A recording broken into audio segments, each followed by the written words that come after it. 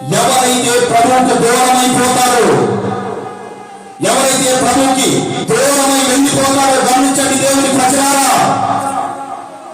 నీకు కావలసిన వస్తువులు, సంపద, ఆస్తులు, బంగారము, ఆహారము, వస్త్రాలు ఎన్ని ఉన్నా సరే ఒకనొక సమయంలో అవన్నీ నీకు దూరమైపోతాయి.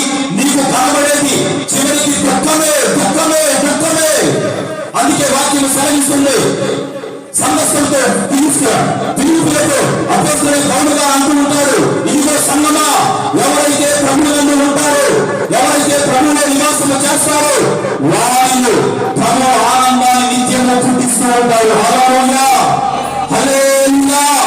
ఈ రోజున మన జీవితాలు ప్రభువునందు ఉన్నవా?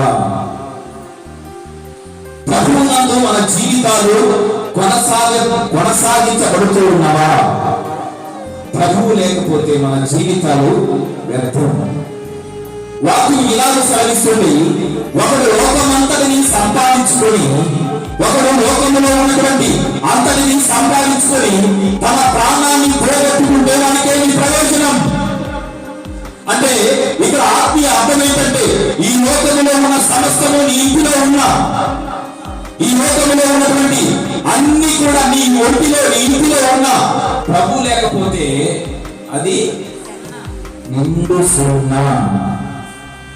సొలొమోను గారు అంటారు, ఈ భూమి మీద అన్నిటినీ నేను అనుభవించాను. ఆహార పదార్థాల విషయంలో, త్రాగే విషయంలో, స్త్రీల విషయంలో, ఇంటి విషయంలో సమస్తాన్ని నేను అనుభవించాను.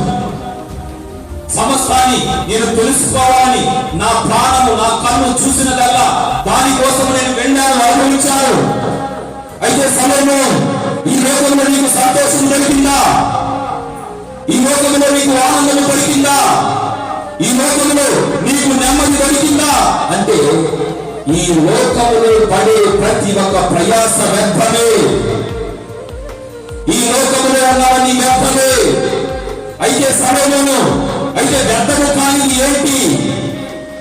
వ్యర్థము కానిది ఏంటి అంటే, ఎవరైతే వారి జీవితాలను ప్రభువుకు దగ్గరగా జీవిస్తారు, ఎవరైతే ప్రభువులో ఉంటారు,